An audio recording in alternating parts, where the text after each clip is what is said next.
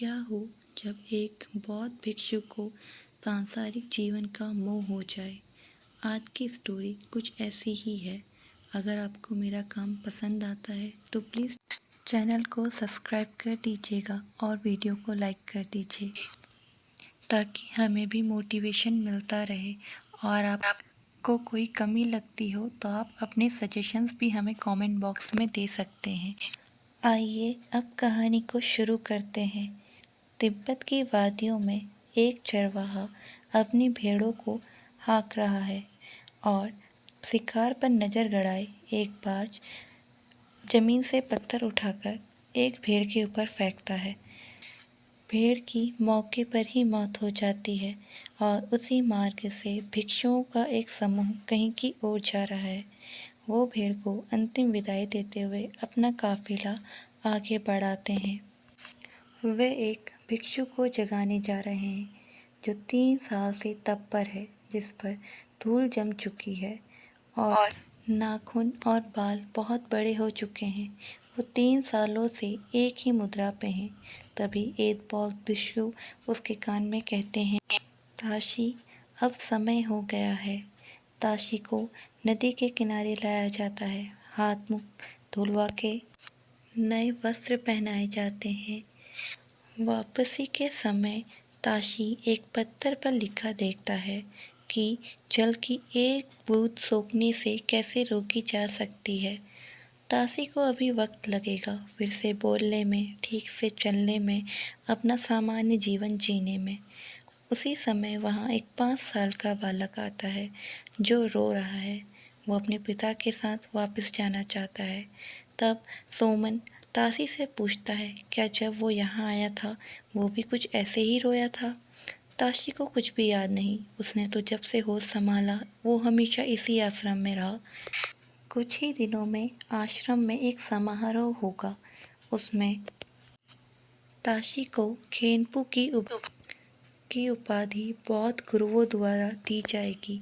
ये उपाधि बहुत बड़ी है और बहुत गहन तप के बाद मिलती है। गांव में एक समारोह है। एक औरत अपने नवजात शिशु को दूध पिला रही है और ना जाने क्यों ताशी की नज़र वहीं रुक जाती है। ये देख के उसके अब्बू गुरु उसे पास के गांव में हो रहे फसल कटाई के समारोह में ले जाते हैं। इतनी गहन तपस्या के बाद अब ताशी को खुली हवा की ज़रूरत है। अगले दिन वो लोग गांव के जमींदार के वहाँ पूजा के लिए पहुँचते हैं। सब लोग उनका स्वागत जूले जूले बोलकर करते हैं, जिसका मतलब है नमस्ते। समारोह में ताशी का ध्यान बार बार विचलित होता है। रात को सोते वक्त सीढ़ियों पर उसकी मुलाकात जमींदार की बेटी से होती है और वो उसको देखकर मुग्ध हो जाता है। अब सुबह बौद्ध भिक्षुओं की विदाई होती है, पर ना जाने क्यों ताशी की नज़र प्रेमा पे ही अटकी है, जो परचम बांध रही है। परचम 5 रंग के होते हैं। नीला आसमान के लिए, सफ़ेद बादलों के लिए, लाल अग्नि को दर्शाता है और वहीं हरा घास को, और पीला रंग पृथ्वी को, जो शांति का प्रतीक है। प्रेमा की नज़र भी ताशी पर पड़ी और साथ ही प्रेमा का मंगेतर जामयांग उन दोनों को देख रहा है। रात के समय ताशी की जोर जोर की सांसों की आवाज़ सुन के सोमन उसको देखने गया। एक बौद्ध भिक्षु को ये शोभा नहीं देता। सोमन की आंखों में आंसू आ गए। वो समझ गया कि उसका दोस्त मार्ग भटक चुका है।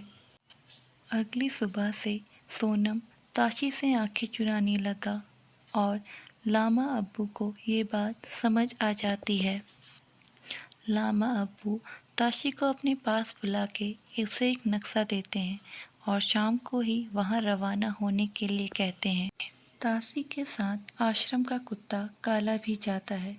दोनों की दोस्ती जग जाहिर है। अब ताशी उस आश्रम वाली जगह पहुँचता है। वहाँ उसे गुरु समझाते हैं कि ये शरीर खोखला है और इसकी इच्छाएं भी, ये नष्ट हो जाएगा और साथ ही इसकी इच्छाएं भी नष्ट हो जाएंगी। इसके लिए तुम अपने धर्म को नष्ट मत करो। अब सुबह तक ताशी स्थिर हो जाता है और आश्रम वापस लौट आता है। आश्रम आके ताशी अब गुरु से मिलता है और उससे कहता है कि बिना किसी चीज़ को जाने उसका त्याग कैसे किया जाए।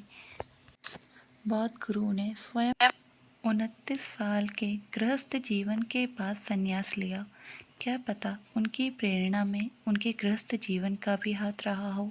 बिना किसी चीज़ को जाने उसका त्याग आखिर कैसे हो। अगर ब्रह्मचर्य से ही संतुष्टि मिलती है तो फिर मैं इतना बेचैन क्यों हूँ। ये सुनकर अबू गुरु ने उससे कहा कि अब वक्त आ गया है कि तुम अपना निर्णय खुद लो और अपना रास्ता खुद चुनो। जो तुम्हारे लिए सही हो तुम वो करो। ये जानकर ताशी रात के अंधेरे में अपने कुत्ते काला के साथ निकल पड़ा एक नए मार्ग की ओर। रात को उसने पलटकर फिर से आश्रम को देखा जो आज तक उसका घर था। सुबह के समय वो नदी किनारे पहुंच गया। वहां स्नान कर उसने साधारण वस्त्र धारण किए और ये देख के उसका कुत्ता भी उस पर भौंक पड़ा मानो वो उसे जानता ही ना हो। उसके बाद वो गांव के उसी जमींदार के घर गया और काम मांगा, पर जमींदार उसे पहचान ना पाया। अब ताशी वहाँ काम करने लगा। और एक दिन जब प्रेमा मजदूरों को खाना देने आई तो उसने ताशी को पहचान लिया और यहाँ आने का कारण पूछा तो ताशी ने उसे अपने दिल की बात कह दी कि वो उससे बहुत प्रेम करता है। लेकिन प्रेमा थोड़ी खुश और थोड़ी नाखुश है, पर दोनों रह ना सके और प्रेमा ताशी से मिलने पहुंच गई। दोनों ने एक दूसरे के साथ रात गुजारी। ये बात प्रेमा की माँ भी समझ गई और उन्होंने गुस्से में प्रेमा के मुंह में कालिक पोत दी। वो जान गई हैं कि प्रेमा नए मजदूर के साथ रात गुजार के आई है। अब प्रेमा के पिता और मंगेतर आधी रात को ताशी को मारने पहुंचते हैं और यहाँ जमींदार ताशी को पहचान लेते हैं। रात को उसकी मरहम पट्टी कराई जाती है।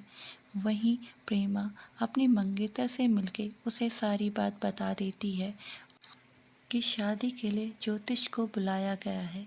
अगले दिन ज्योतिष आते हैं और कुंडली मिला के कहते हैं कि 10 दिन बाद शादी का मुहूर्त है।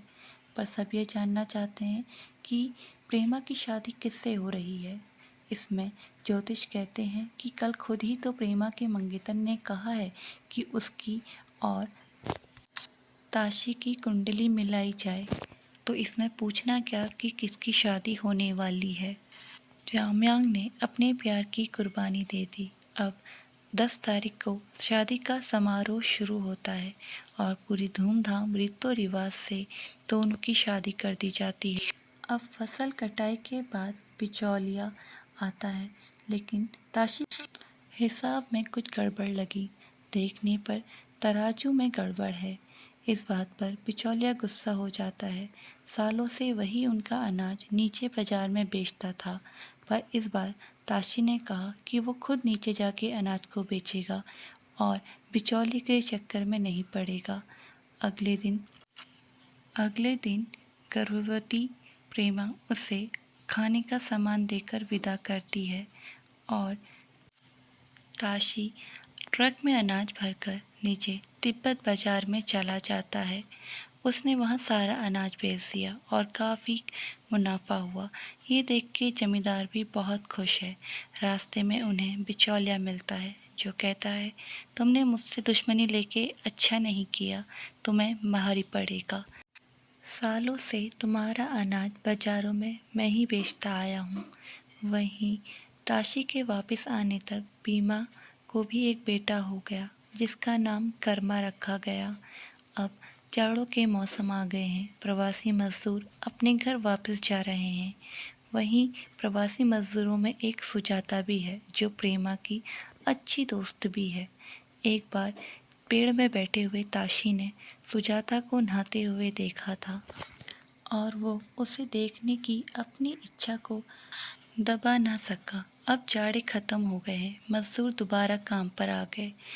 ताशी कुछ मज़दूरों की कटौती करना चाहता है, पर प्रेमा को ये अच्छा ना लगा और इसी तरह साल बीत गए। अगले साल भी बहुत अच्छा मुनाफा हुआ। साल बीतते गए। अब कर्मा 5 साल का हो चुका है। अब एक दिन जब जामयांग बिचौलिए को अपनी फसल बेचता है, तो ताशी उससे मना करता है, ये बोलकर कि बिचौलिया सबको ठगता है। ये सुनकर बिचौलिया कहता है कि अब वो इस गांव में कभी भी पाँव नहीं रखेगा। ये सुनकर जामयांग ताशी पर गुस्सा हो जाता है और वो कहता है कि मैं बिल्कुल अपने पिता के नक्शे कदमों पर चलना चाहता हूँ। उसी रात खेतों में आग लग जाती है ताशी के, और पूरा गांव मिलकर भी उस आग को बुझा नहीं पाता। आग बुझाते बुझाते सुबह हो जाती है। सब कुछ जलकर राख हो गया है और ताशी को लगता है ये सब जामयांग ने किया है। वो उसके पास पहुंचता है, पर जामयांग मना कर देता है। उसके बाद ताशी को लगता है कि एक ही इंसान है जो ऐसा कर सकता है, और वो है बिचौलिया। वहाँ बिचौलिया के आदमी ताशी को बहुत मारते हैं और बिचौलिया कहता है कि यहाँ ऐसा कोई काम कोई नहीं करता। वहीं ताशी को ढूंढते हुए प्रेमा और जमींदार भी वहाँ पहुँच जाते हैं। इस बार बचा कुचा अनाज लेकर प्रेमा अनाज बेचने गई और इसी बीच सुजाता आ जाती है। सुजाता को देख ताशी अपने आप को उसके साथ हम बिस्तर होने से नहीं रोक पाता। जब प्रेमा आती है तो ताशी उससे नजरें नहीं मिला रहा। वो इस सोच में है कि उससे ये क्या गलती हो गई। तभी दूर से वो किसी को आते देखता है। ये सोनम है। दोनों दोस्त आपस में गले मिले और तब सोनम ने बताया कि अब्बू गुरु अब नहीं रहे, पर तुम्हारे लिए ये चिट्ठी छोड़कर गए हैं, जिसमें लिखा है कि मेरा समय आ गया है, मुझे जाना होगा, लेकिन मैं दोबारा आऊँगा क्योंकि अभी मेरा एक काम अधूरा रह गया है। मेरी मुलाकात तुमसे दोबारा जल्दी ही होगी और मैं तब तुमसे एक सवाल पूछूंगा और शायद तब तुम्हारे पास उस सवाल का जवाब होगा। वो सवाल है कि अपनी 1000 इच्छाओं को पूरा करना आसान है या अपनी एक इच्छा को दबाना। अब ताशी भी इस सवाल में उलझा रहता, पूरा पूरा दिन सोच में पड़ा रहता, और बीमा भी ये बात समझ रही थी कि कुछ तो हुआ है। और एक दिन आधी रात को ताशी अपने बच्चे और बीवी को प्यार से देखते हुए अपने सफ़र पर निकल जाता है। नदी में वो स्नान करता है और फिर से वही अपने कपड़े धारण कर लेता है। रास्ते में उसको बीमा दिखाई देती है, जिसकी शायद उसे उम्मीद ना थी। बीमा उसे सवाल भरी नज़रों से देखती है और उसे अपनी पीड़ा व्यक्त करती है। सिद्धार्थ तो चले गए, लेकिन पीछे यशोधरा रह गई। और राहुल का क्या हुआ होगा जब सिद्धार्थ ने अचानक एक रात को संन्यास ले लिया? क्या कहा होगा यशोधरा ने अपने बेटे से जब उसने अपने पिता के बारे में पूछा होगा? सिद्धार्थ ने तो अपनी इच्छा से संन्यास लिया, पर यशोधरा का क्या? उसे तो बिन मांगे ही पीड़ा मिल गई। उसने तो ये इच्छा जाहिर नहीं करी थी। ऐसा एक पुरुष ही कर सकता है जो अचानक एक रात को अपने बेटे को छोड़कर चला जाए। अगर तुम अपने धर्म से भी इतना ही प्रेम करते तो इस जीवन में रह के भी अपना धर्म आराम से निभा सकते थे। तुम इसी जन्म में इसी रूप में गृहस्थ जीवन में सिद्धार्थ बन जाते, पर तुमने ऐसा नहीं किया। इस पर ताशी रो पड़ता है और रोते रोते प्रेमा से कहता है कि मैं तुम्हारे साथ चलने के लिए तैयार हूँ। पर प्रेमा इस बार फिर से अपने साथ वही खाने की गठरी लेकर आई है, जैसे हर बार वो ताशी को उसके सफ़र में जाने से पूर्व दिया करती थी। यानी कि अब ताशी को ही अपना आगे की यात्रा करनी थी और यहाँ से प्रेमा और ताशी का जो संबंध था वो ख़त्म हो गया था। अब ताशी रोता हुआ अपनी उस अनाज की गठरी को देखता है और फिर जो उसने प्रेमा और अपने बेटे कर्मा के साथ बिताए हैं वो क्या था और क्या बन गया, क्या हुआ, कैसे हुआ, वो इस बात से चिंतित है और रोता हुआ यहाँ वहाँ देखता है। तब उसे वही पत्थर दिखाई देता है कि जल की एक बूंद को सोखने से कैसे रोका जाए। उसके पीछे उसका उत्तर है समुद्र में मिलाकर। उसके बाद वो आकाश की तरफ देखता है जहाँ वो चाहता है कि वही बाज एक बार फिर से कोई पत्थर उठाए और उसके सर पर मार दे और उसको मुक्ति मिल जाए अपनी इस बेचैन भरी जिंदगी से। पर क्या इतना आसान है इस मुक्ति को मिलना? ये मुक्ति ही तो पूरा खेल है जो शुरू से आखिरी तक उसने किया, अपने धर्म का पालन करके, अपने धर्म का त्याग करके, अपनी इच्छाओं को रख के, अपनी इच्छाओं को मार के और उन्हें जीवित करके।